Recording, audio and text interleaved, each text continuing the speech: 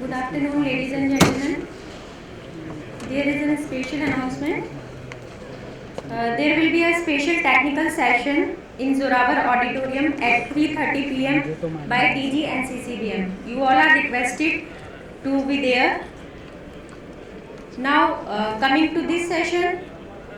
This session is on cement plant machinery and project engineering part 2. And for this particular session, I would like to invite our chairman, Mr. Justus von Wedel, Director, IT and Engineering India Private Limited, and co-chairman, Shri Sunanda Sengupta, Executive Vice President, TRL Krosaki Refractories Limited. With this, I also invite NCB representative Shri G.J. Naidu sir to please come on the dais.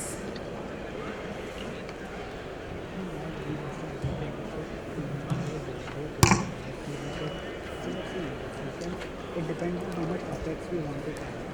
If we want to reduce the capex, we have to put some capex.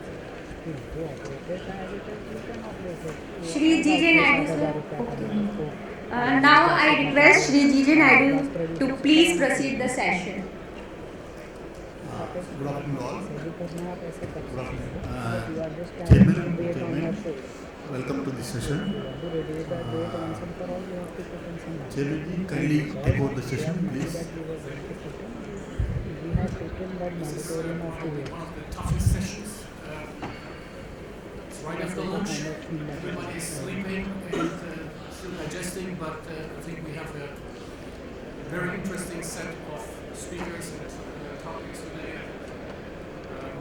They're very diverse and they fit very well into the general practice concept of cement plant operation. May I request all the speakers to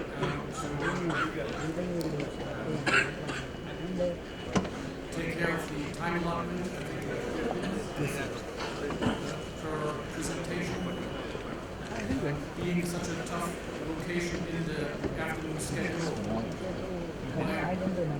my kind request is to keep it spicy and let it spark life through the audience, that we have the key takeaways for all of us, because there's so much going on in this seminar.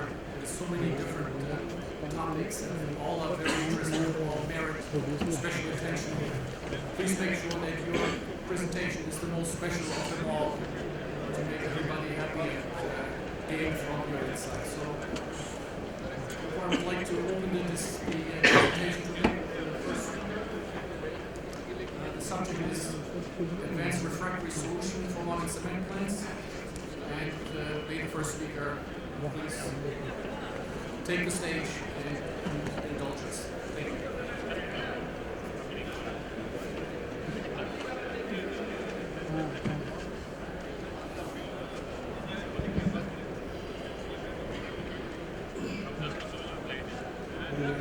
Respected Chairman, Co-Chairman, NCB representatives, great delegates, ladies and gentlemen.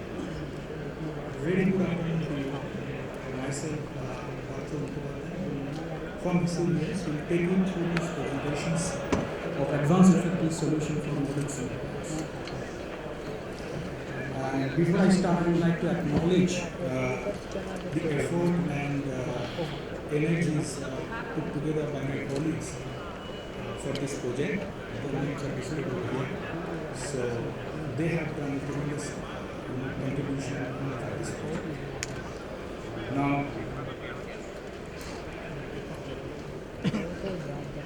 cement industries and like other industries have been challenged with the fact that they need to reduce the carbon footprint. And so they are not an exception. And in order to do that, they have taken a significant step of using the alternate fuel and reducing the fossil fuel. And that in turn, in fact, puts challenge to the refractory manufacturers like us to come up with product which can actually work in this condition in a chemically more challenged and harsh environment. So, Visualia's presentation, this presentation will talk about that kind of thing, a development project, and how the team has come up with a product which is winning and can combat the strong effort chemical environment and perform better. So, in this presentation, we'll talk about some objectives and methodology and then experimental results, and also with that results, we'd like to conclude. See, if the cement industry were a country, I think it would have been the third largest chemical in the world. It's a massive thing. And after the Paris Agreement, ensuring that the cement sector aligns with decarbonization trajectories is critical given the scale of the industry. All the modern cement plants started to utilize AFR due to the limited fossil fuel resources, environmental concerns, and the government policies. These cement plants are optimized to recover maximum energy, thereby acting as an incinerator to burn almost everything. And there's a wide range of all non-fossil fuel waste and different categories. Nonetheless, the energy content is the primary selection criteria of AFR, including used tires, industrial plastics, agro waste, and the scrap papers, municipal waste, whatnot. While the cement manufacturers are playing their part in the minimizing their carbon footprint, I think Vesuvius technologies have solutions for modern cement plants that strive to be energy efficient and use AFR. I'm not going to explain things on where it is used. I think we are all aware of that in which part of the cement plant is most affected by the AFR. So for the refractories performance is concerned, and it's mostly the inlet areas and near the calciner.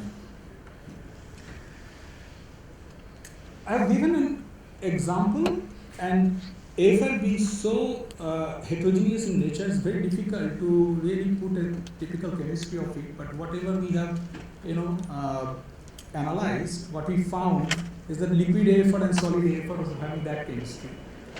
And in those, you can see a lot of impurities are there, and those impurities play a significant role in a performance of the refractories, and it can deteriorate. And out of them, sulfur, chlorine, and even the heavy metal vanadium. So if you say the presence of alkali, sulfur, chlorine, heavy metals, moisture, and volatiles, both in organic and inorganic in nature, would severely affect the performance of the refractor. And the macro mechanism is quite simple, that it gets into the pores of the refractory lining or even in the aggregates, and then it can reach up to the insulation and anchors, so thereby causing a severe damage to the entire lining system and causing refractory failures. And in addition to this, the majority of these reactions are associated with volume expansion, resulting in a chemical spoiling. So these are the real challenges for for a product to be survived in those conditions. The objective of the study was very simple and clear, that we wanted to come out with a product which is robust enough to to combat this kind of AFR fuel being used in the cement plant. And the methodology is that mostly we have worked on the matrix part of it and the selection of aggregates, especially the additives and binder in the matrix to design AFR resistance materials. And then of course, evaluating the basic physical and chemical properties along with thermomechanical properties, considering the cement plant operation conditions. And that is very important, because when you develop a material, and this development should not compromise the core properties of the product, which has to remain intact, and whatever additional features is come out should be an extra features that the product should offer. A specially designed number of tests has been done. We have a fantastic global R&D in Vizag, and that R&D is capable of doing microanalysis as well, and we will show some of the evidences of those analysis that we have done to ensure the efficiency of the product. So, time is short, and then that's why we have kept everything very simple. If you see the product properties, there are two columns. One is non-AFR product. When I say non-AFR product, these are the regular standardized product being used in the cement plant, and for these applications where we are intending to use the AFR product as well. And we have been able to keep almost all the properties very close to the standard, which has been a very successful results. So for Vesuvius product is concerned. And you can see there is not much of an increase in the density. We have kept the density almost at the same level.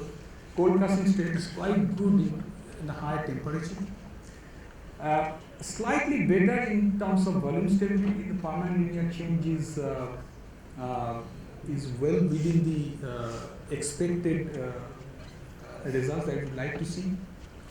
And the beauty of this is that this product can be applied vibration as a fiber technology or fiber custable, I would say, and as a self-flow material also.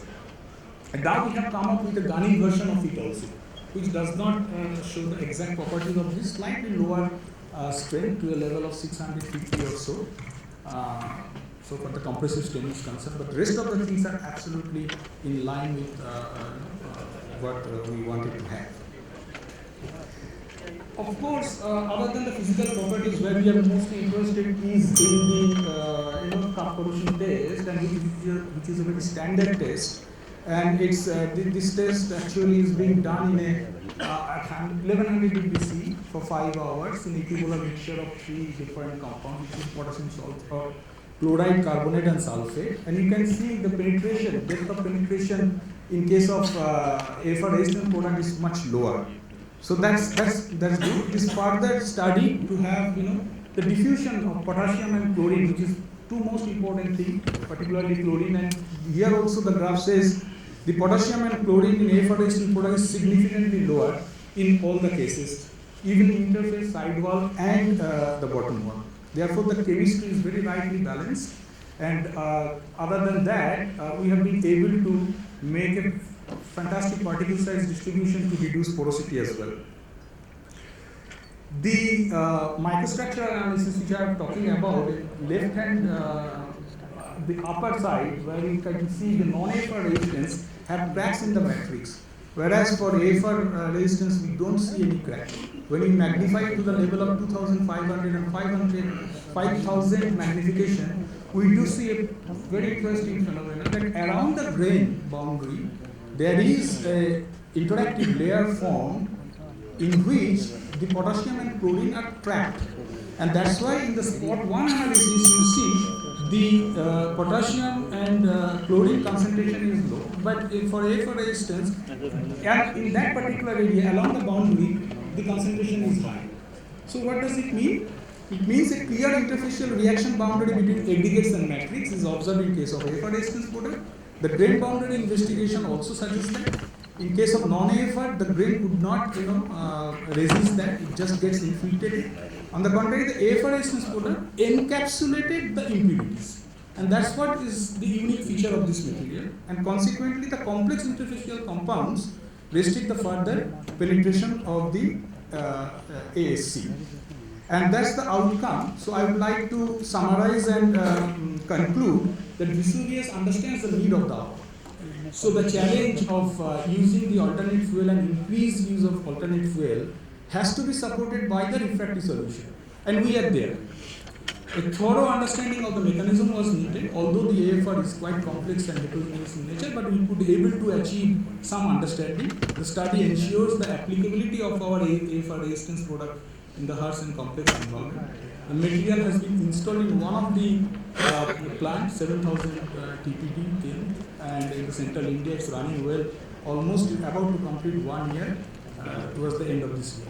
So overall sustainability is at the heart of Vesuvius, And from our very beginnings, our core business has been to help our customer improve their operational performance, and this delivers several environmental benefits, including reduced consumption of materials and improved material yield and energy consumption, which in turn result in lower carbon dioxide emissions. Thank you very much. Thanks. Thank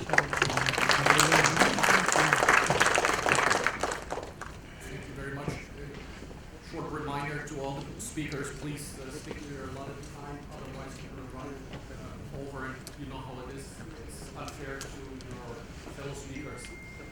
I can attest to that alternative fuels, as the thermal substitution rate is going to increase over time. It's also going to have an impact on the sustainability of the refractories in the industry. So that's higher TSR rate automatically, for the most part, it will affect also your performance of the refractories. So I think it's a very important subject. I would like to move on to the second speaker. The subject is development of high corrosion resistant magnesium spinel brake for cement rotary kilns. Please go ahead. Good afternoon. So this is basically a case study on the performance of basic Manekshaw spinel brakes for the lower transition zone. So I am Abhishek Mitra. I am from Dalmia OCL. So as I think the most of the cement people know, it is one of the fastest growing refractory business in India. So we have our manufacturing facilities in around 7 locations all over the world. So my presentation will be based on these 6 points. So I will go for introduction, the problem statement, the analysis of use sample, lab and field trial, and finally the conclusion. So just to introduce, cement, as you all know, is one of the leading industries in the world with around 502 million tons capacity in India only. So, but the lining of cement rotary kilns is the base refractory material selected on the temperature profile, the thermal load, the chemical load, and what type of chemical characteristics of the kiln feed. So generally now we are using for kilns with higher thermal load, we are using Manekshaw spinel refractories, which is the main lining for lower transition and upper transition. These Manekshaw spinel refractories are mainly selected because due to their low thermal conductivity, their protection of the kiln shell, as well as the CR6 plus pollution, for which we cannot use the Manekshaw chrome ones. So this is the background. So previously in December 2016, we have lined our DCBL line 2 kiln with Manekshaw spinel brake for the first time. And after around 197 days, we have this red spot and we have to put the kiln down. So when we enter the kiln after 197 days, this is the structure of the lining, which you can see. There are severe the structural spalling inside. The bricks has been eroded. So we have taken out one full brick, and by the visual study, it is very, you can see that there is a parallel crack which is generated around 30 mm from the hot face. The main reason of these parallel cracks, what we understand, is the penetration of the cement clinkers inside the bricks, and slowly it will corrode the refractory substrate, and it forms a very dense structure inside. So structural spalling occurs there. So how this material infiltrated into that hard refractory substrate? It is mainly through the grain boundaries and the pores. So when we see this use sample, so we have cut the samples into 3 pieces for around 50 mm each. So in the hot phase, we can see the apparent porosity is very low. That is previous in the initial brick, suppose we were giving a apparent porosity of 15 or 16. So in the hot phase, it has come down to 7.8. That means the structure is becoming very dense. Similarly, we have found that throughout the bricks, it is the LOT was around 130 mm. So throughout the bricks, we have seen there at the cold phase also, the AP is also very low. It is not 15. So from here we can see the brick is totally being penetrated by the cement clinker phases. So this is the micro photograph of the brick. So here we can see all these blue dots and blue lines. Those are the penetration of the cement clinkers. The whole pores which it is being filled with these clinker phases. So these are the pores, and through the pores the clinker phases has penetrated in this way, and then it has started attacking the magnesia and the spinel grains. So the fact says there that how the cement clinker attack the magnesia spinel break. When the clinker phases penetrate into the pores, so either it can attack the CCS and the free lime, either it can attack the spinel grains, by which it will form some low melting phases, which is shown here with the temperatures around 1250 to 1300 degrees centigrade of this low melting phase. And in case 2, it will attack the magnesia grain boundary. So where it will again form another complex low melting phase for around 1350 degrees centigrade, and thus this internal grains and this pericles and this spinel slowly disintegrate into the clinker phases, and the bricks are getting corroded. So this is one reaction. Equation. From here, the L is the penetrating distance of slag or clinker phases. So from this equation, it is very clear that if in a refractory substrate, as the pore diameter inside the refractory increases, the corrosion resistance property of the refractory decreases. So the main target which was in front of us was to reduce this pore diameter. That is not the apparent porosity. This is the internal pore diameter of the refractory substrate. So we have gone for a modified Anderson equation for gradation, so that we can get a perfect packing to get less number of pores. And we have given a special additive which will form some in situ spinel inside. In situ spinel, so the internal pores will be reduced much more. So these are the physical, chemical and microscopy. So in the physical and chemical properties, though there is not very much difference except in the HMOR, but in the microscopy we can see the number of pores are lesser, and the most important thing, there is no channel pores, that is there is no through pores by which the refractories can move, the cement clinker can move. All the pores are closed.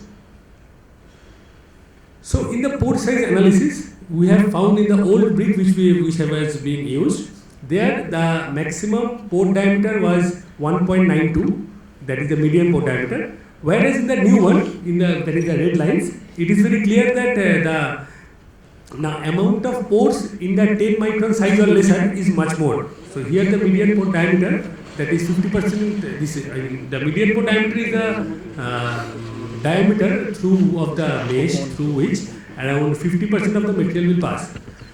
So here it is almost 80% lesser. It is only 0.34 micron. So in the corrosion and penetration index we have tested through the rotogram test, and we have found that in both cases the penetration and corrosion both are very less here. So then after this thing we have gone for a field trial in the same plant, and this is the result of the lining after 396 days. There is no structural spalling, there is no uneven surface, the surface is very smooth. So we have taken the bricks, and we can see that in the second one, which is taken for our new trials, that the LOT was almost 190 mm, whereas previously it was 130.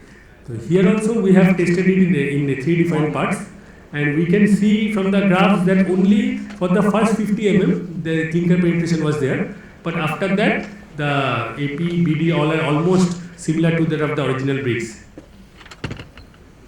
So this is the micro photograph of the hot phase after use. So we can see that there are some clinker phases, but the amount of penetration is very less. So to conclude, so what we can say that one of the main reasons for premature failure is the penetration of clinkers through the refractory matrix. Then we have added even some special additive which has increased the grain growth as well as formation of some secondary spinel. And this formed a very dense matrix, so that and very much lesser pore size, and it has restricted the cement clinkers to phases to move inside the refractory substrate. So, and we have also done a field trial which has given us around 396 days life, and we have a leftover thickness of 190 mm, where we have previously used only 200 mm bricks. Yeah, that's all from my side. Thank you. Thank you very much. Refractory integrity is a big subject. Many factors for diameter control, I think, is one way to address the problem. I love case studies. What the computer says is one thing, and what the field trial produces is something else. Thank you very much. I would like to continue with the third speaker tonight. Frequent failure of alumina brick in safety and calcination zones and reasons and remedies. Please go ahead. Thank you. Respected sirs on the dais and the participants, good afternoon to all of you. I am very much grateful to the NCCBM for allowing me to present this paper in this platform where all the cement manufacturer and the refractory manufacturers are there. Myself, Sunanda from Ultratech Cement. So these are the co-authors which is mentioned here, who has helped me and guided me to make this paper in a presentable form. My topic is frequent failure of alumina bricks in safety and calcination zone. It is well known to everybody that any kind of refractory failure is the nuisance and costly affair, specifically for the kilns which are demanding kilns. So in this paper we will be discussing the different regions and their remedial solution will also be discussed.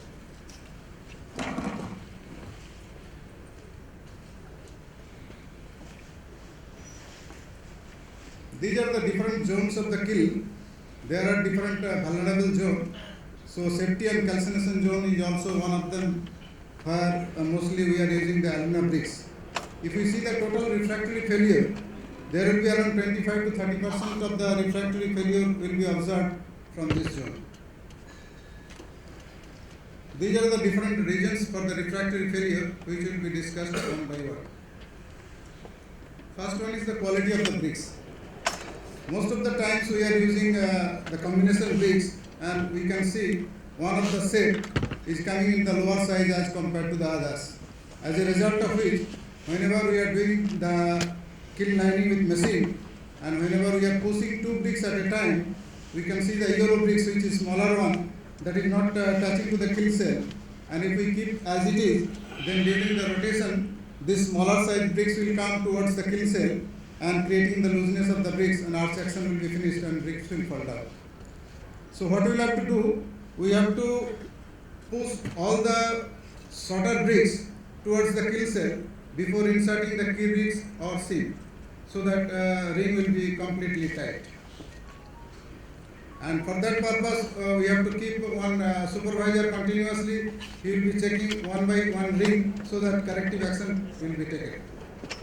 This is regarding the warpage. Warpage is nothing but a concave surface of the bricks. If we put two bricks at a time, we can see the gap at the center, but both the ends will be in the touch condition. If we install with this type of bricks, and during rotation, there will be point load at both the ends, and bricks may crash from the side of the corner, both the corner, and that will create the looseness of the bricks, and bricks may fall down. So as a remedial measure, we have to do the checking of the warpage. If warpage is there, then we have to do the mortar lining. Actually, in case of the basic bricks, we are taking proper care, but in case of the alumina bricks, we are not taking proper care. In most of the plants, we have seen they are keeping the alumina bricks outside the godown. Sometimes they are keeping covering with the tarpaulin, and sometimes after 3-4 months, we can see the tarpaulin is torn out and not replacing properly. As a result of which, lot of dust will be adhered on the bricks, which you can see in the second picture. In some of the plants we have seen, they are keeping the alumina bricks inside the godown, but they are not covering at all. So lot of pigeon bits will be coming, which you can see in the first picture. So whenever we will be using this type of bricks where adhered dust and the pigeon bits will be there, so cleaning is not possible 100%. Some unclean bricks, if goes to the kiln in dry lining, so during the rotation, these pigeon bits and adhered dust will come out from the ring, and arch action will be loose, and bricks may fall down. So as a remedial measure, we have to keep the alumina bricks inside the godown, even with the tarpaulin covering inside the godown also. so that this type of dust adherence and pigeon beads will not be there, specifically for the kiln bricks. This is regarding the tire migration. So whenever we are getting that high gap between that chair bed and the kill cell, the tire migration will be high. During the high tire migration, whenever bricks will be in the 3 o'clock or 9 o'clock position, that will be squeezed. And whenever it will reach to the top position, it will be in loose condition. So that means during each and every rotation, there will be compressive force as well as the tensile force on the bricks. As a result of which, bricks may having the swelling like this. So we have to control the tire migration between 2 times of diameter to 4 times of diameter. And even after doing the controlling of migration, specifically we have seen that for the bigger kilns, after 4-5 months, migration again it will increase, specifically for the bigger kilns because of the higher load. The chair pad may sagging and hot gap may increase, which will increase the tire migration. So as a remedial measure, what we will have to do for the specifically for the bigger kiln, we have to do the seaming twice in a year instead of the once in a year. And in case of the high ovality and high tire migration, we have to do the mortar lining, so that mortar lining will help you to increase the refractory life a little bit. During the kiln cell change, we have seen that steps will be coming sometimes. So during the step, we have to do the lining in such a way that your brick edge will not be near to the step, otherwise it will act as a retainer ring and it will arrest it will hinder the free movement of the bricks axially and creating the red spot in that area. So we have to keep the 300 length bricks during that time. If the edge will be coming near to the steps, then we have to use the 300 length bricks, which you can see in the second picture. That is the right picture actually. That should be followed. This is very important slide, that is heating and cooling schedule. If we don't maintain that heating and cooling schedule, that your skewing of the bricks will be there, because basic bricks is having pre-attached cardboard that will burn away, and if we do that fast heating and fast cooling, so rotation will also be high. So during that rotation, skewing will be there, and in case of the basic bricks, even with skewing, it will not fall down because of the high thermal expansion. But aluminum bricks is having lower thermal expansion, that's why it will fall down. So you have to ensure the continuous kiln operation for 4 to 5 days. Otherwise, heating and cooling schedule will not be followed again if there will be stoppage within 2 to 3 days. Specifically during rainy season, heating and cooling schedule cannot be maintained properly, so it is suggested to do the tarpaulin cover to avoid the refractory failure. To avoid the looseness of the bricks, the Tangan group bricks we have used in our kiln first in the world. So if we use the Tangan group bricks, then the falling tendency will not be there. So we can improve that life. This design we have developed with the help of SKG initially and later on with the Dalmia refractories. The coating dislodgement, during coating dislodgement, some of the bricks will come out from the bricks. So we have to avoid the coating in the safety and calcination zone. Specifically, whenever we are using different source of the coal, so if the asphyxiation temperature of the coal is low, in that case we have to use that bricks, that coal in the main burner instead of the calciner. And we can use the silicon carbide bricks also. And a lot of AFR is being used nowadays, so that will create the densification of the bricks. So during the densification, because of the thermal expansion mismatch, the swelling will take place. In that case, we have to use the silicon carbide bricks. To summarize this, we can say that whenever the refractory failure will be there, always we should not blame that refractory supplier. There are many other reasons also which we have being observed here.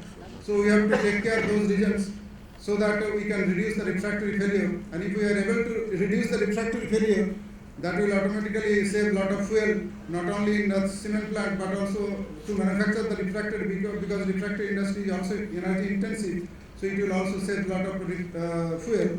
So from both the points, we can reduce that carbon footprint. Thank you.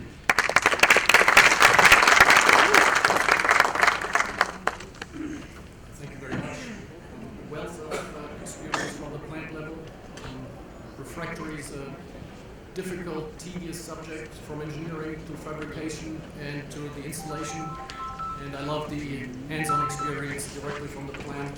It doesn't matter how well you engineer or fabricate, if you miss out on the installation, you have a red spot pretty soon, and everybody's unhappy. Thank you very much. We move on to the fourth speaker. We move on from Refractory. This is online wear monitoring advanced metal detection system for high-pressure grinding systems. Please go ahead. Thank you. Good afternoon, Chairman, Co-Chairman, the NCB and Secretary. Good afternoon, ladies and gentlemen. My name is Prashant Garg. I'm the Managing Director of Diffusion Engineers Limited and also the co-founder and CEO of Benvira Forward Algorithms, which is the company which is sort of developed this innovative technology to carry out online wear monitoring on industrial equipment.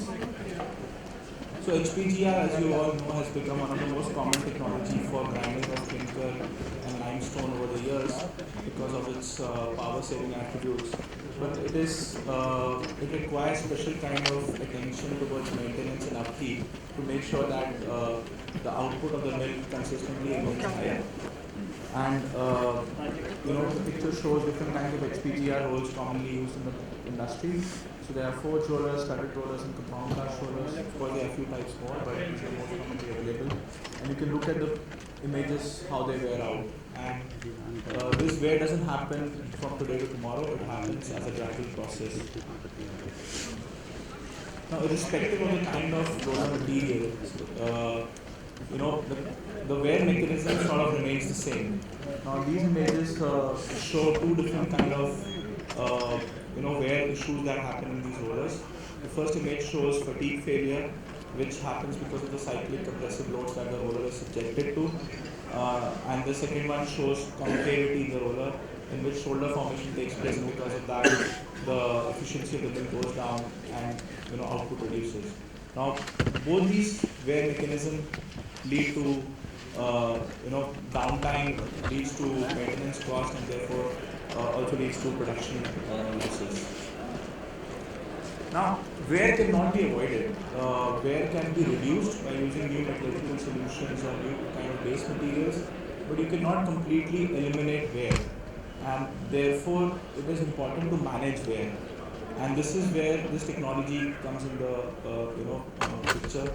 It is based on advanced forward algorithmic concepts, which basically means that we develop algorithms which will give insights about the future of the condition of the machine and how much residual life is there. And it is developed using machine learning sensors. So they are intelligent sensors which are in due course of time learning and adapting themselves and carrying out this data measurement. So it is real-time wear measurement which is carried out while the mill is in operation. So we don't have to stop the mill to take measurements. You're getting real-time data from the mill itself.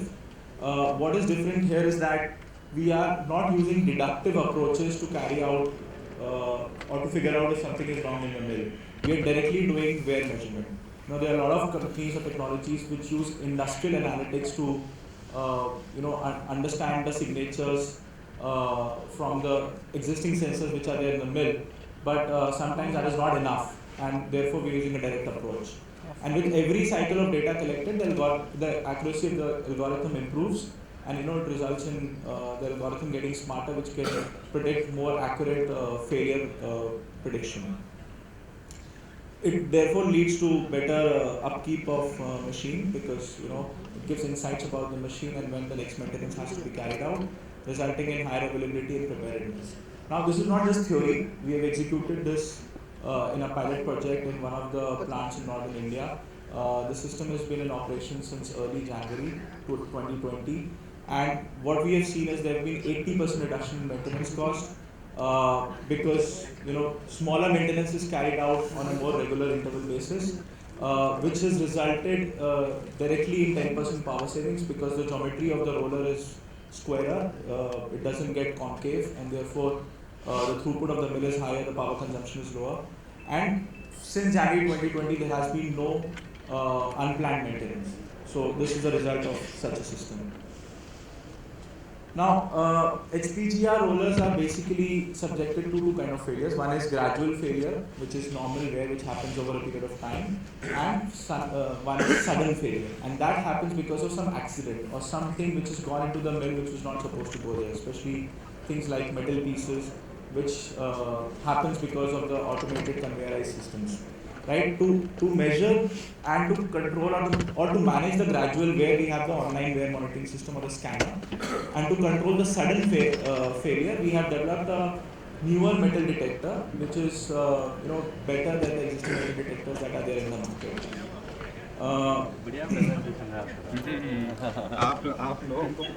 So this gives exact condition about the mill from the mill directly, and maintenance can be scheduled along with the other periodic activities that are happening in the plant. So no special shutdown needs to be taken. And the uniqueness about the metal detector is that it can reliably detect mild steel, stainless steel, non-ferrous items up to 16 mm without any false positives. So the basic working principle of the surface scanner is that it comprises of series of sensors which are emitting sonic pulse, which does distance measurement. But as I mentioned before, these are machine learning sensors, and you also know that in roller press rolls, one is a fixed roller and one is a movable roller. So the fixed roller, the movable roller is sometimes moving 8 to 10 mm in operation, and whereas the least count of this scanner is 0.1 mm, right? So it is intelligent sensor that it is able to differentiate between the wear and the movement of the roller, which can be 100 times more than the wear measurement that it is doing. So these are machine learning sensors, and is able to filter out the noise that is getting created because of the moving surface. The scanner modules are placed 30 mm apart. So if there is a 1000 mm wide roller, there will be 30 scanners which can measure the wear surface across the width of the roller. And in each revolution, there are 33,000 readings that are being taken. So that compare that with manual measurements that are normally done in the industry right now. So we are taking 33,000 readings, and these readings can be then used to create an exact 3D replica of the roller surface without stopping the mill and without changing anything about the mill. So this is sort of we'll just play a video which shows the 3D replica of the roller on which we were doing measurements.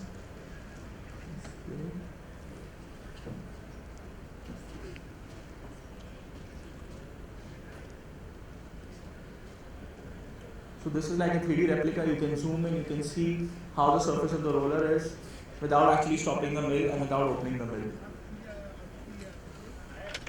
And then you can do further image analysis and surface analysis of this item. Can you go back to the PPT?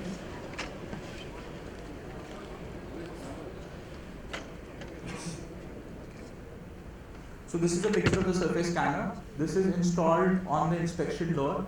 So you close the inspection door of the mill, and the surface scanner is inside the mill.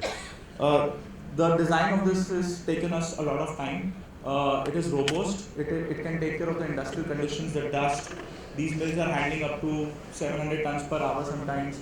So this remains inside the mill while the mill is in operation, and it's been designed accordingly. This is like a dashboard of the system once you start collecting the data. It's basically showing the development of the roller and showing the complete wear and tear which is happening in the roller. So what happens is you can actually zoom in and see the wear profile. The red line shows you the wear profile which is happening on the roller. And when we compared that with the actual condition of the roller, we found out that the red line or the wear measurement which was being done was very, very consistent.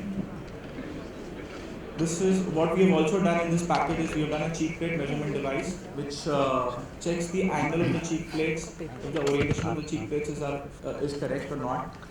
If your cheek plate orientation is not right, some of the users told us that you can lose up to 10% throughput because of the material going through the sides. And it is bad if the cheek plate is rubbing against the roller because it can cause shoulder wear, and which is far more difficult to repair. So it gives us online information about that. Finally, the final aspect of this whole solution is the metal detector. The reason why this metal detector was needed to be developed was because the zero gap between the rollers is less than 30 mm, and the existing or maybe less than 25 mm also. And the existing metal detectors in the market are not able to detect reliably below 25 mm, and that is mainly for ferrous, when it comes to non-magnetic and non-ferrous parts, the sensitivity reduces even further. And if they try to increase the sensitivity, they start getting a lot of false positive. Some of the tests that we had done, we found out that with our system, we were also able to detect 15 to 20 mm grinding media, and it was effectively, detecting that. And these are some studies that we did in August 21, September 21, October 21, since the system was installed. We found out that up to 35% more efficiently the existing our new metal detector was detecting 35% more than the existing metal detector. So that much more metal was going less in the roller press roll, because of which the life of the roller increases. So finally, to conclude, with this sort of system, we are ultimately achieving higher reliability and longevity. There's less stress on the roller, because of which the roller lifetime is increasing. With online readings, the customer can plan the maintenance along with the other activities, and no special stoppage is needed. And because of this, there's increased productivity. Thank you so much. For your contribution. It's another good example of innovation meeting old existing technology, proper sensor, and proper data analysis, for proper conclusions for better performance. I think it's a good example. Thank you very much. We move on to the fifth contribution for this afternoon, innovative step for the improvement of equipment's efficiency and best maintenance practices case study from Johnson Limited. Thank you very much. Respected Chairman, Co-Chairman, NCB representative, and my dear friends from various industries. I am Praveen Shostak from Prism Johnson Limited, and for the next few minutes I will be talking about the basic problems, practical problems that cement industry maintenance team faces. We have all the technologies, but interfacing of these technologies with the workman working down the line on the floor, we see sometimes that is lagging, and we have worked upon that to eliminate that. That is what we will be discussing for the next few minutes. The content of the program will be company profile of Prism Johnson, maintenance objectives, the problem statement, solution for that, steps involved, the result, and way forward.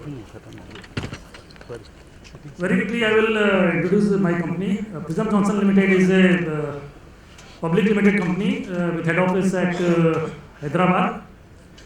It is a professionally managed company promoted by Rajan Raja Group of Companies. It's a IMS certified company with all the latest pollution control equipments to meet pollution norms. Prism Cement has a capacity of 5.6 million tons per annum at Satna, Madhya Pradesh. We are in the field. We are in the production of both OPC and PPC. PPC we have 4 brands, namely Prism Champion, Champion Plus, Champion Duratec, and recently we have launched all-weather cement. Our market presence is mainly in Eastern UP, Madhya Pradesh and Bihar, and a small part of Jharkhand and Chhattisgarh. Now coming to the topic, maintenance objective. The basic objective of maintenance team is to have a safe workplace, improvement in overall equipment efficiency. This is the biggest lever that is monitored for maintenance. Increase equipment reliability, increase the range time. By range time, I mean that the exact amount of time used to resolve the problem to the total amount of stoppage time. Adaptation of latest technologies. This is where the maintenance team lags a lot. I think in every cement industry, the maintenance team down the line don't try to involve themselves with technology. Standardized maintenance checks and workflows. And not last but not the least, improvement in skill and productivity of field workforce.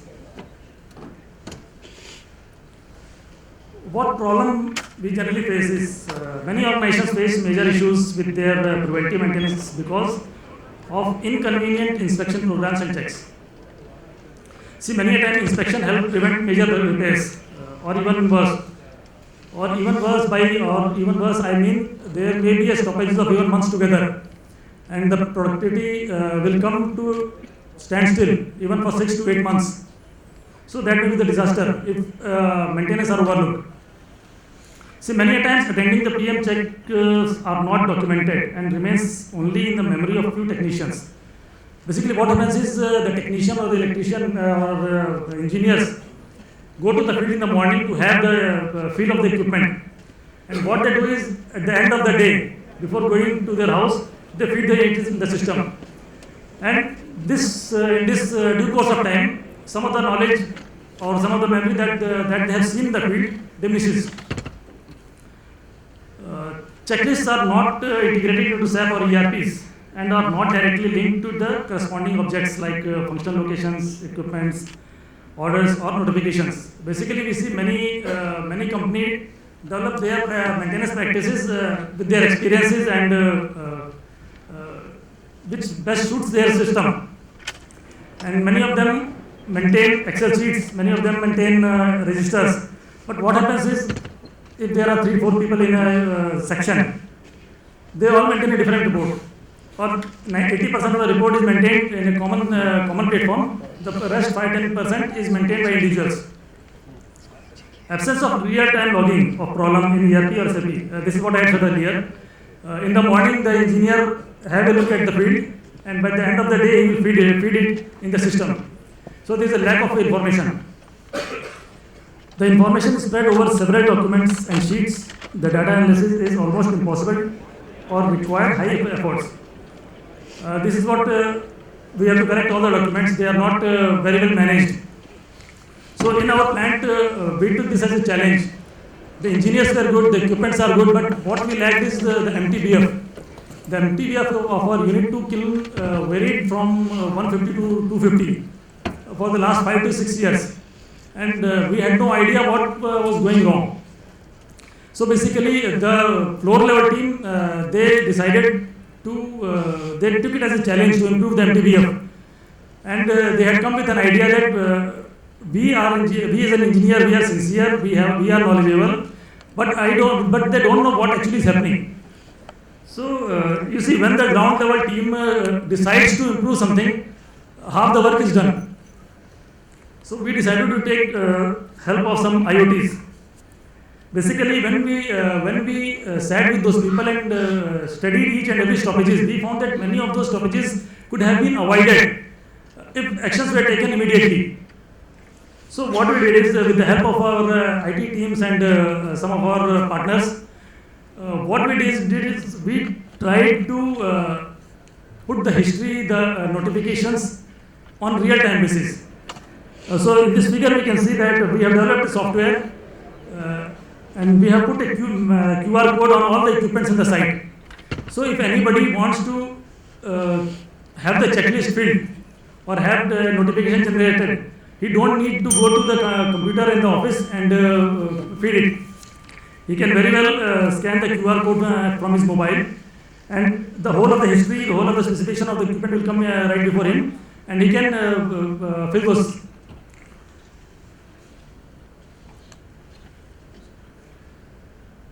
So the deliverables of those software was PM checklist. The engineer going to the site will just have will just scan the QR code and he will get all the details for it. He don't need to go to the desktop again after 2 or 3 hours to fill it.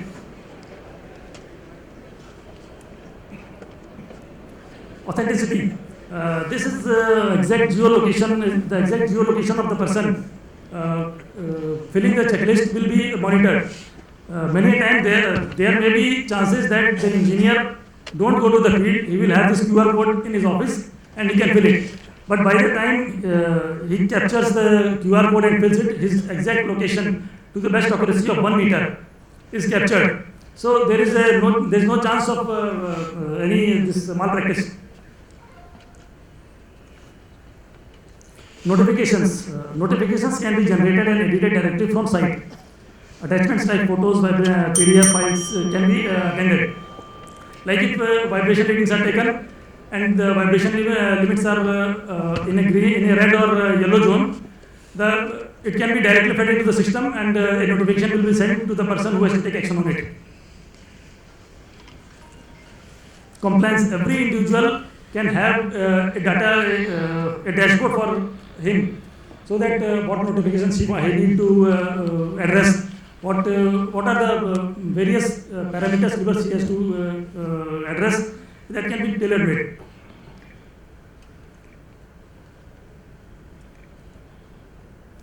So this is what I was showing.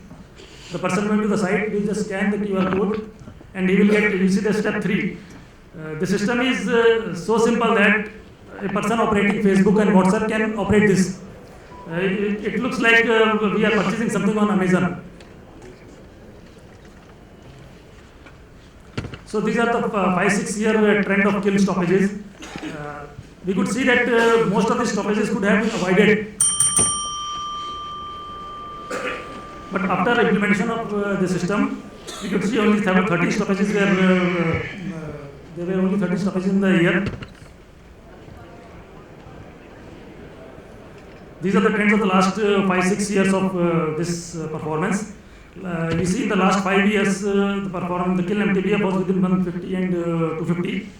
After implementation of this real-time system, it has come to 526. We can see all the parameters have drastically improved. We have implemented this. We have took this as a pilot project in packing plant and crusher. After the success of that, we took it in kiln, and now we are implementing it in warehouses and other non-technical areas as well. That was all from my side. Thank you.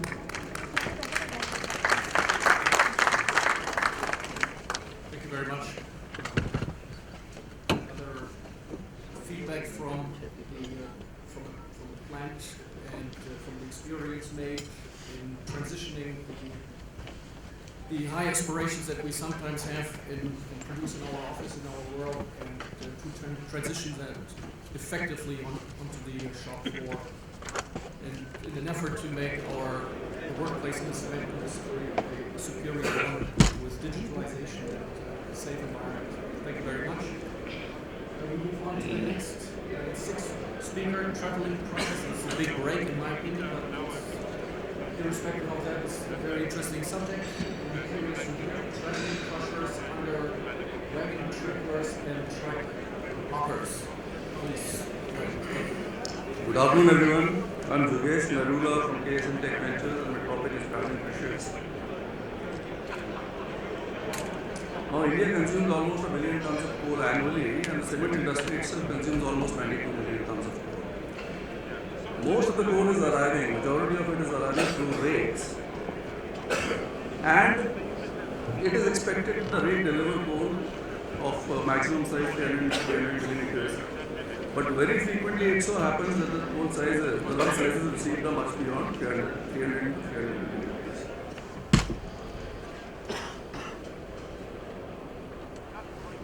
The coal enters the industry through wagon tipplers and track hoppers.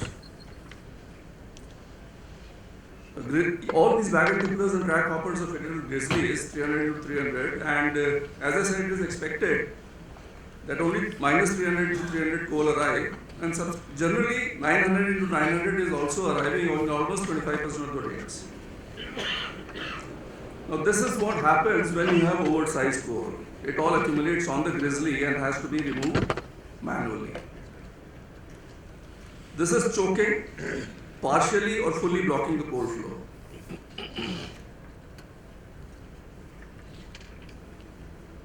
So this is, as you see, an attempt to manually clean the grizzlies.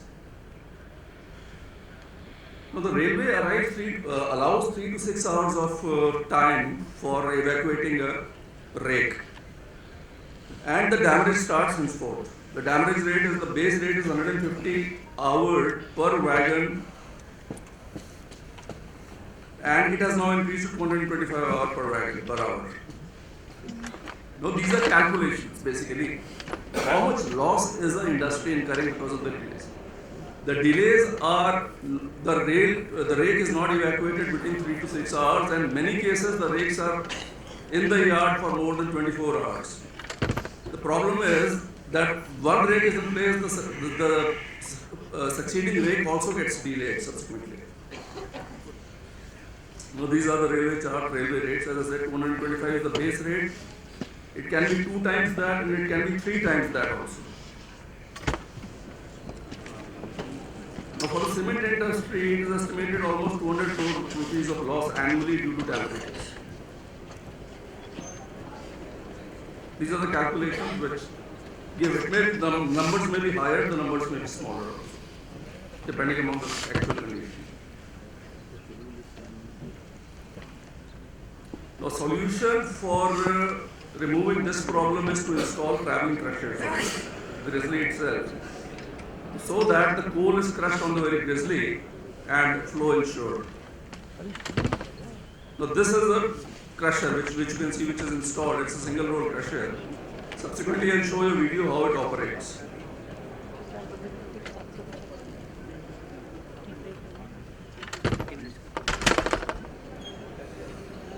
What are the requirements for installing a crusher? First of all, you need a clearance between the wagon dipper lower part and the grizzly top. Number 2, you need a parking space. And number 3, you need the grizzly to be such that it can take the load of the crusher.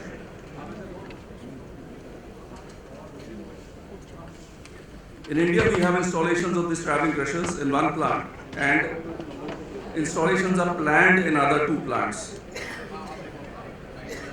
So these are some specifications of the crushers. It's fitted with a 90 kilowatt motor, and it's almost torque is given 6,000 millimeters, speed and etc. are given.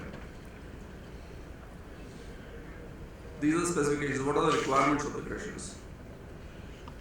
So the maximum size this coal crusher can do is 1000 millimeters. It can be reduced from 1000 to minus 300 millimeters. For stone, it is 600 to minus 300 millimeters.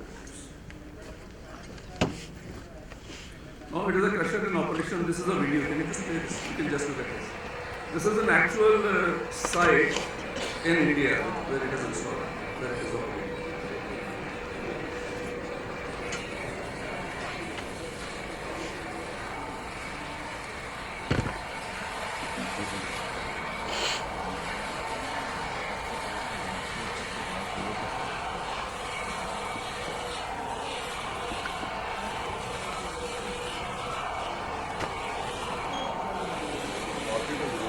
This is just a demonstration how it works.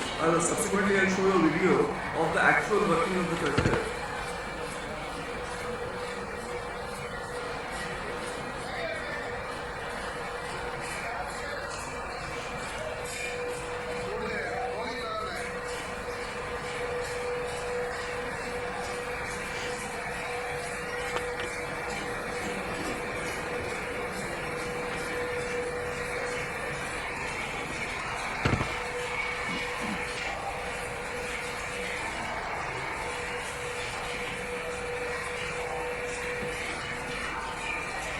Go to the next video now.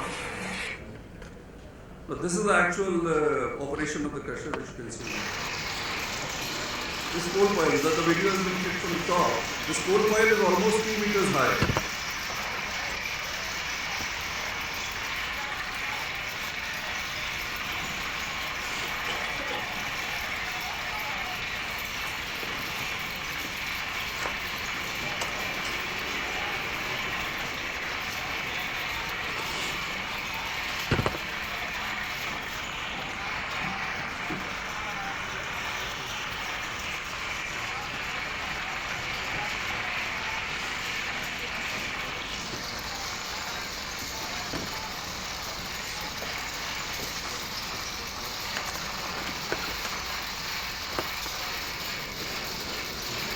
So it has cleaned up the total grizzly, which was choked earlier.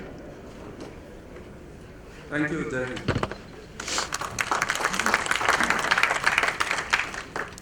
Thank you very much. I learned there's 1 billion tons of coal for this great country. That's almost 760 kilograms per capita. That's an enormous amount of coal. And that's the beauty of the system. We have a solution for everything, even if I didn't know the problem before. So thank you very much for enlightening us. let's move on to the sixth speaker, or the seventh, sorry. Usage of biodiesel in the heavy earth moving machineries. I think it's biodiesel sounds like a sustainable fuel, sustainability topic. Very interesting. Yes, good afternoon to one and all present over here, and respected panel chairman and the co-chairman and the NCB team. My name is Saravanan from Dalmas Meat plant. I am going to present the biodiesel usage in heavy earth moving machineries. This is our group profile. Dalmas Meat founded in 1935 and have the pan-India presence in cement business, covering 14 plants in 9 states. We are one of the 4th largest cement industries in India, and we are only the cement plant and manufacturing of variety of special cement like oil well, air strips, and railway slip grade.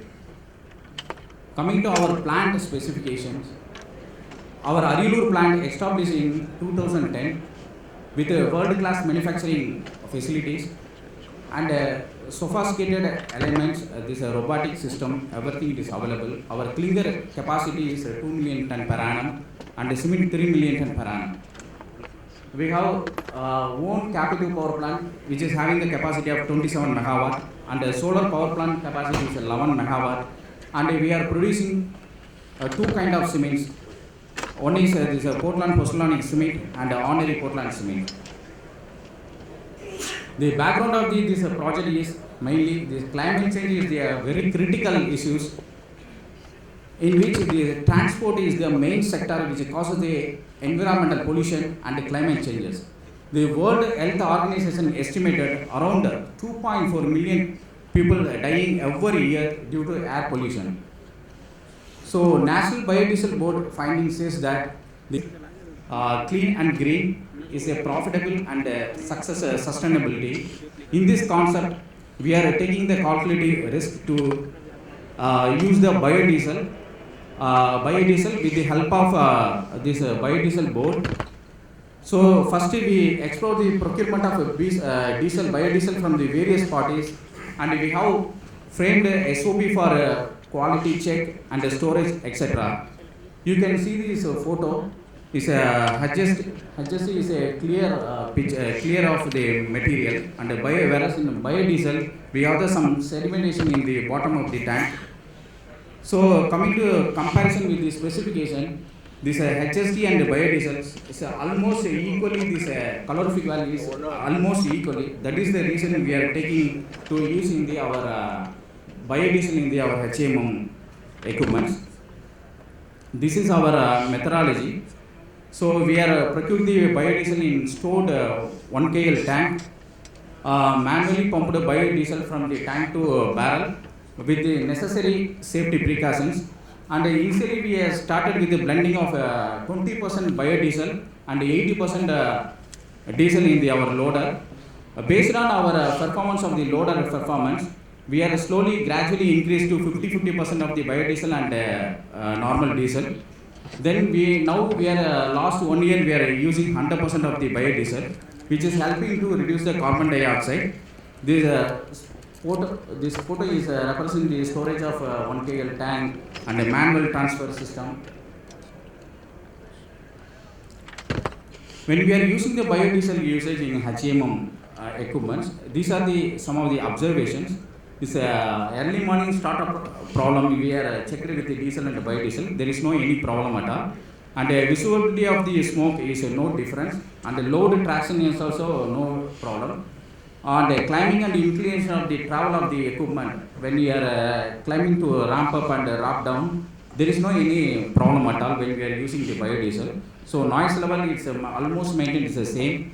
Fuel consumption also it is equivalent to diesel. But the only thing is this, you can see this photo. When we are using the biodiesel, we have the clocking in our filters of the diesel engines. So this is other observation. The emission levels checked with the HSD and the biodiesel and found within the limit. There is no any problem at all. And flame height was more in HSD. Less black smoke is observed in the biodiesel. HSD light light absorption coefficient is 1.52, whereas in biodiesel, light absorption coefficient is 2.03. It is also within their limit, and we have seen in the photos, some of the contamination is settled down in the fuel tank. That one periodically we have to clean up. And based on the above observation, we have the clear-cut mitigation plan.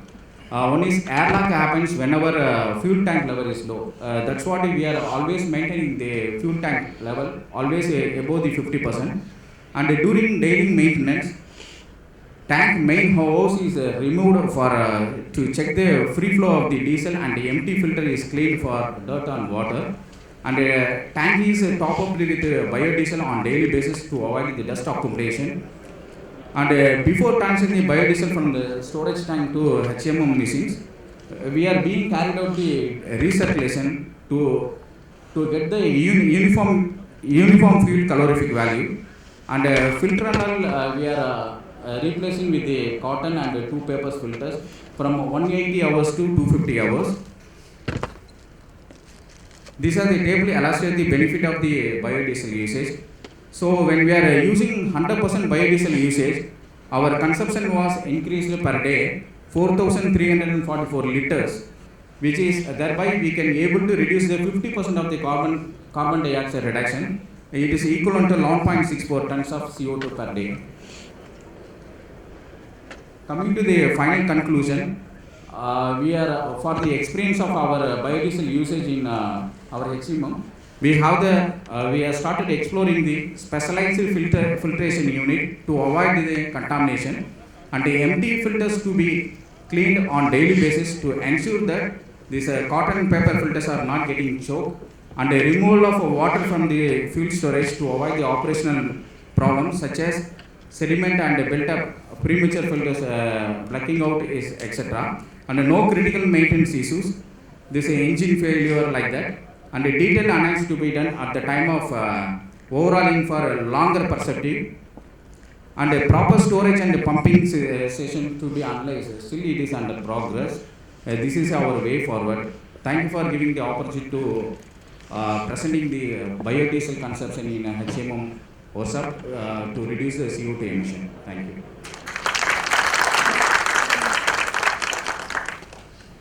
Very interesting contribution. Again, a sustainability subject. I wonder, I have a couple of questions, but I think we can discuss that later. My main question would be probably how cost competitive this bio solution works against the conventional fuels, but we discuss it probably a little bit later. The eighth and second last speaker for tonight is from Switzerland.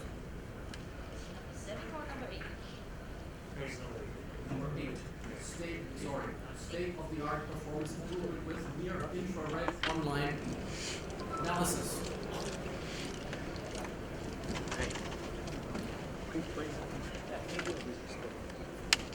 Hello. Good afternoon. I have to say the time was passing so fast, and it was so nice to learn about other troubles and topics that we usually don't get in touch as we are specialized on our own field. So thank you very much to all the speakers before me. My topic, I want to talk about online analyzers, and here specifically I want to show one analyzer which does not use any kind of radioactive sources. So how can these analyzers help you in your process improvement in the plant? And I want to take a specific look in going towards carbon zero, how realistic it is, but then what can the analyzers help you to do in reducing your CO2 emissions. A very short introduction on SpectraFlow Analytics. We are a management buyout from the company ABB, which has started the development of this technology. By now we have more than 70 installations worldwide in the cement and other minerals industries.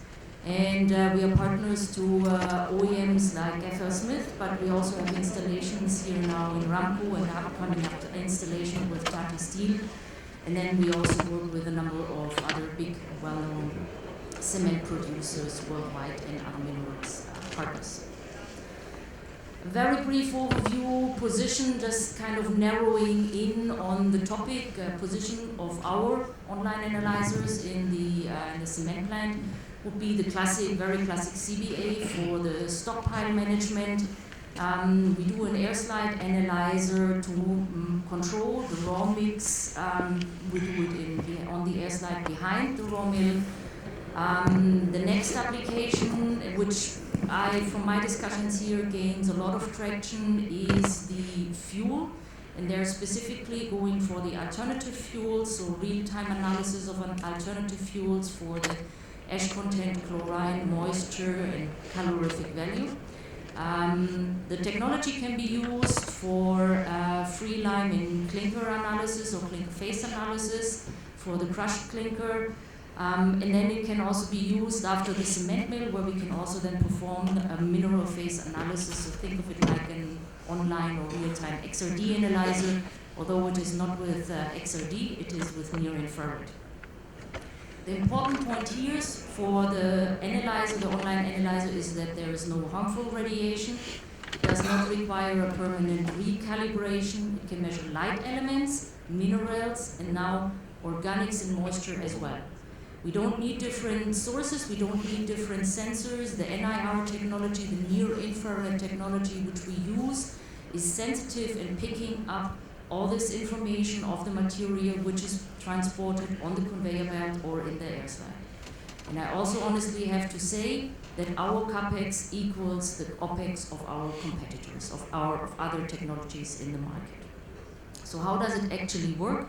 Here you have an inside view of an air slide analyzer, so an analyzer which is directly flanged onto the air slide.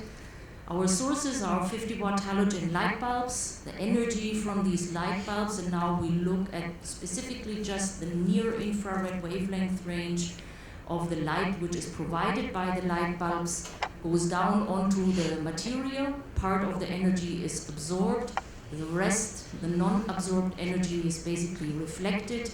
And here, what I have marked is the focal point for the detector lens, and then we have the detector in a unit basically up on top of the analyzer. So after this very brief, and I'm happy to explain more, when time permits, come to our booth. What I would like to focus on is really, okay, so what can we do? How can online analyzers help you to reduce the carbon emissions that you have? And this would be, first of all, alternative fuels, measurement of analysis, real-time analysis of alternative fuels.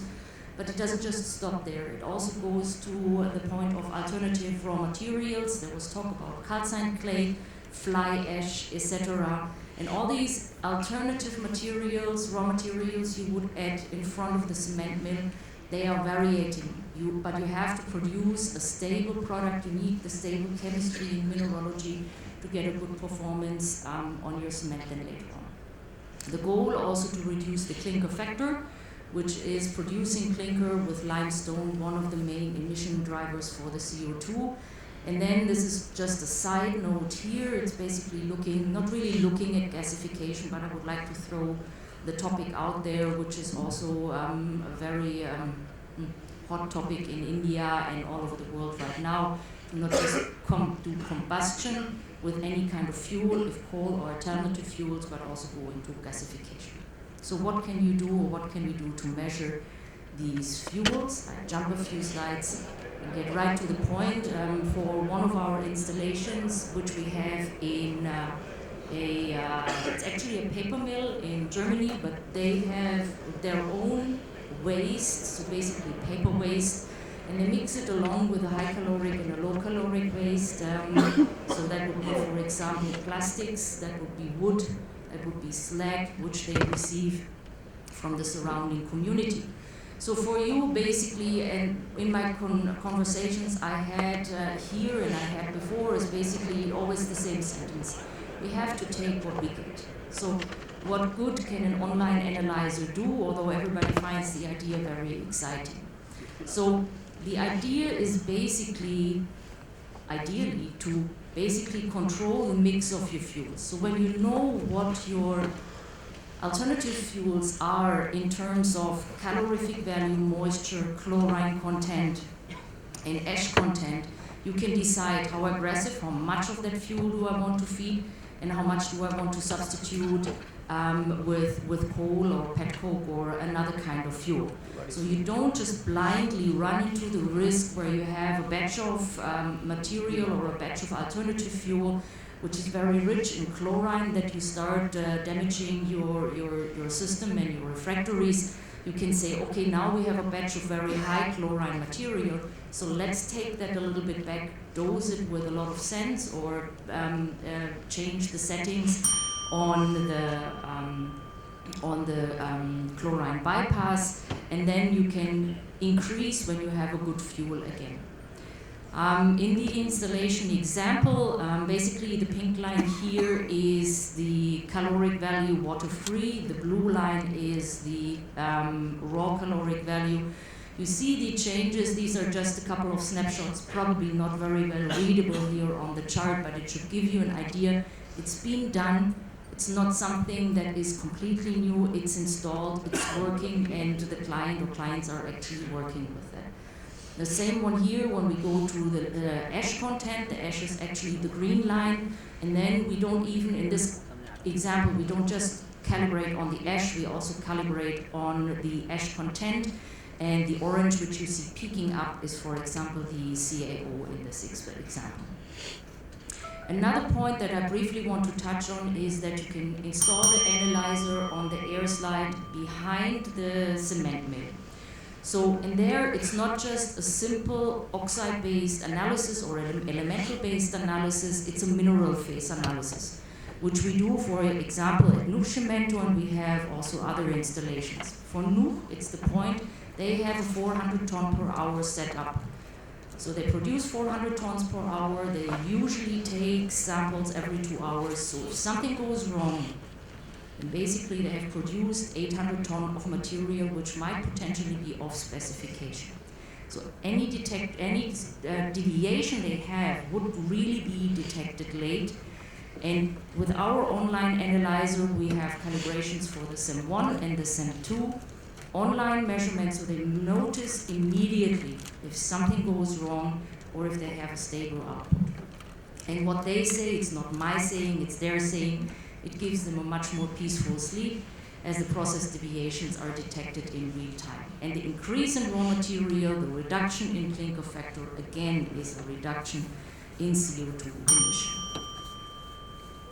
So, in the end, early, what can we do? How can this online analyzer, which has no radioactive sources, therefore is also no hazard to the environment, help you? It's an early detection system to prevent stops and energy demanding startups. Real-time accurate analysis of, for example, RDF cement and alternative raw materials, of course also limestone and raw meal. Optimize kiln parameters for low energy usage and predictive quality control for zero waste.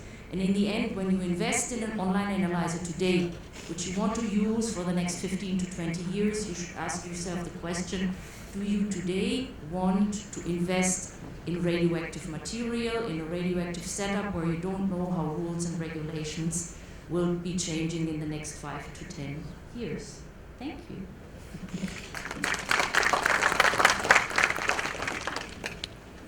Thank you very much.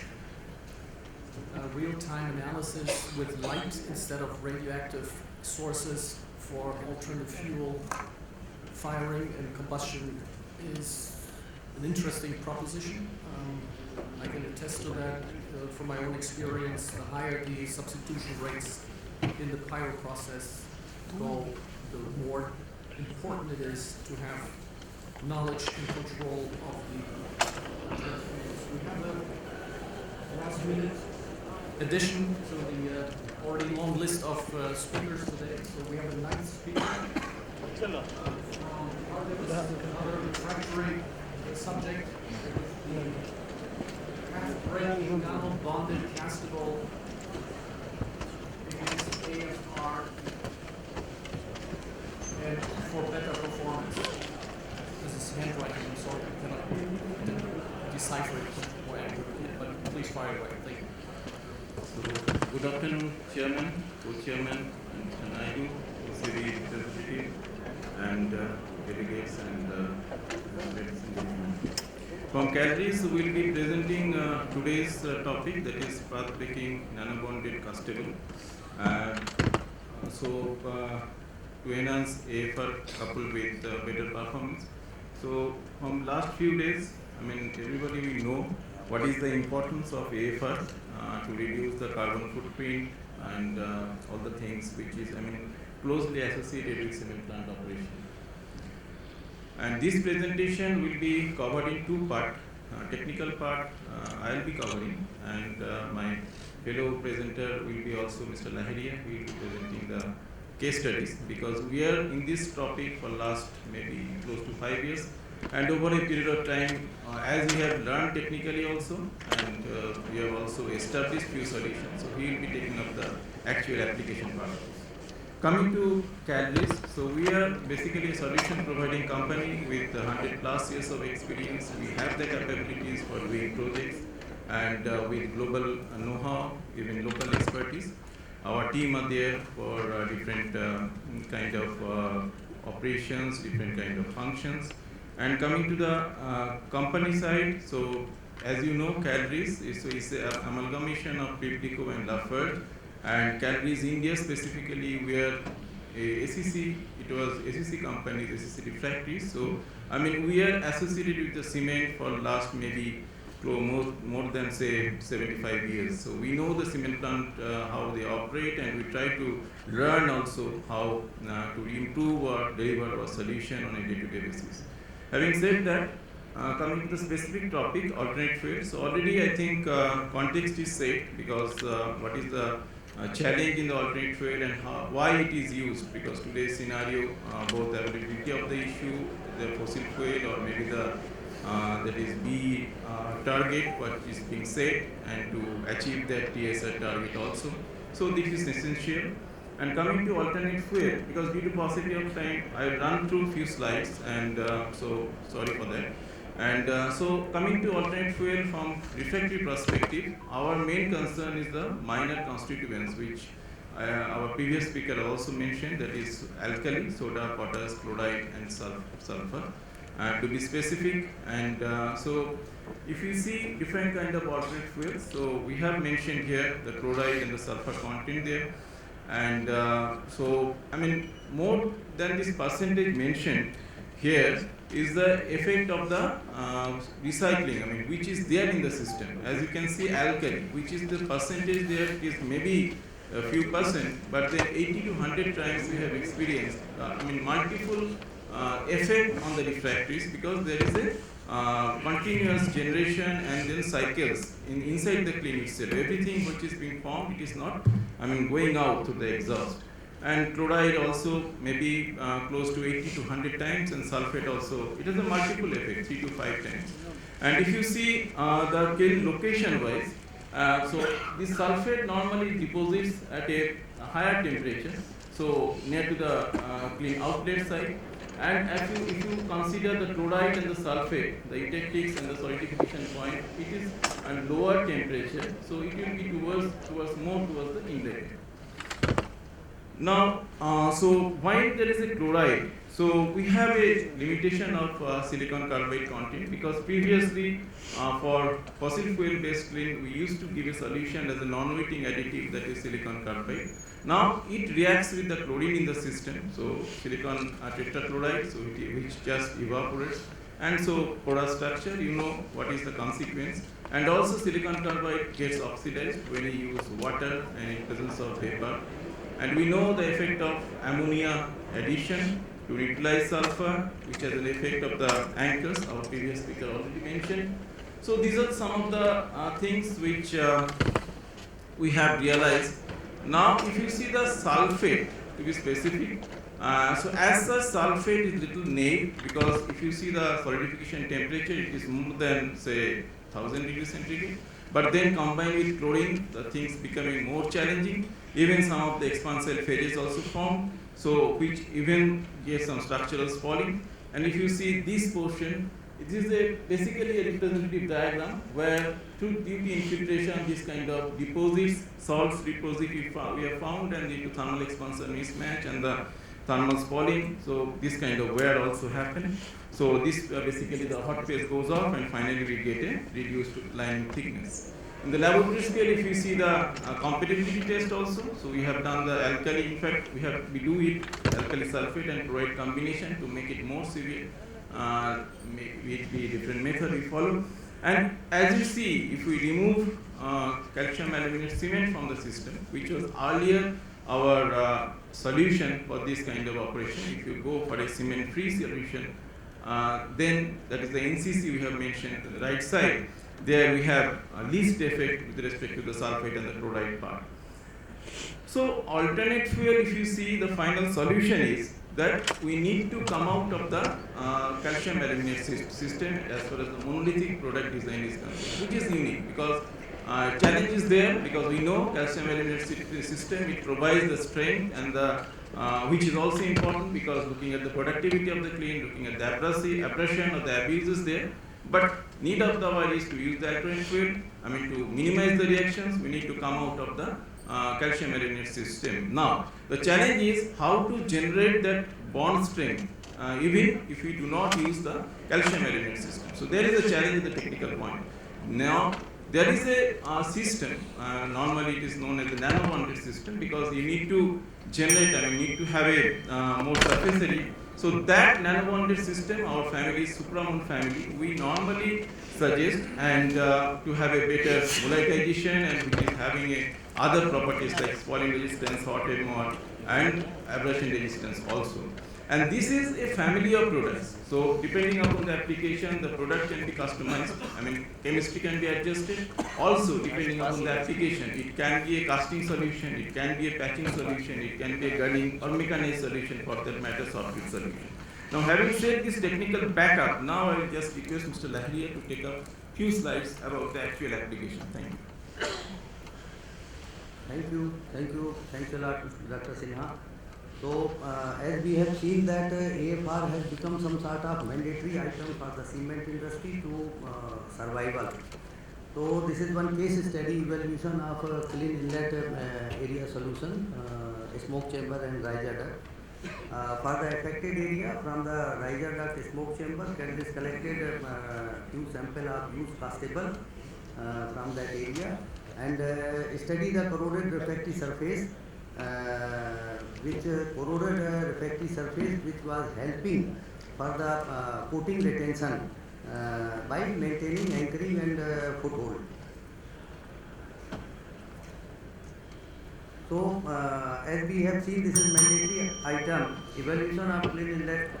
The customer asked Cantt to provide the refractory solution with the existing process parameter, and AFR was unavoidable. So, Cantt offered a nano-bonded castable, as Dr. Sinha has mentioned, which was having no effect even after use of substantial quantity of alternate fuel, of various kind of alternate fuel. We have seen the types.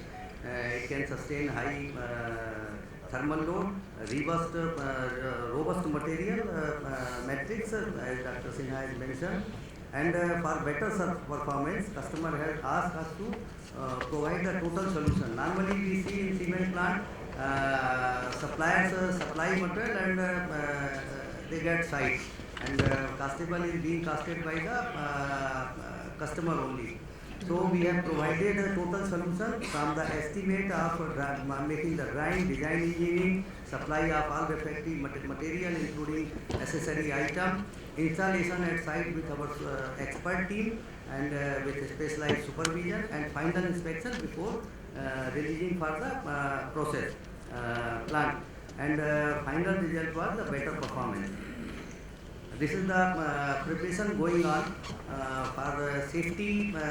This is the toolbox meeting, and safety is Cantt's first topmost priority. We want us to safe, and all our team members should be safe. So this is the performance. We have received third repeat order from within 6 year time. This is the smoke chamber riser duct, what we are doing. This is the performance after 1 year, exactly after 1 year. Before this material, the performance was hardly 6 months, 4 months, 8 months in various zones. And this is the continuous performance after 12 months, and total performance was 24 months. Based on the other excellent properties. Kindly conclude, please. Thermochemical properties, this material supramold is also being used by many plants in other critical area of the cement plant. Bulldoze, burner pipe, tip casting, wherever it is suitable, we suggest the suitability. This is the burner pipe after 9 months performance of the India's largest 13,500 TPD rotary kiln. And yeah, okay. There are many differences of the use of this material. You can, for more detail, you can come at our stall D2728. Thank you. Thanks a lot for your attention. So, contrary to the past experience, we have to wrap it up now. No more questions, no more discussions. If we have a question later during the tea break, I was informed that we have an important technical session starting basically right now on the other side. Sorry that we have to cut it short, but those were the instructions. Tea break. That's what I was told. I'm only the messenger. So I'm closing the session. Thank you very much for everybody. I'm very much impressed by everybody. Thank you, sir. Now I request NCB representative Shri to present memento to our chairman and co-chairman. Sir. ये क्या special session है?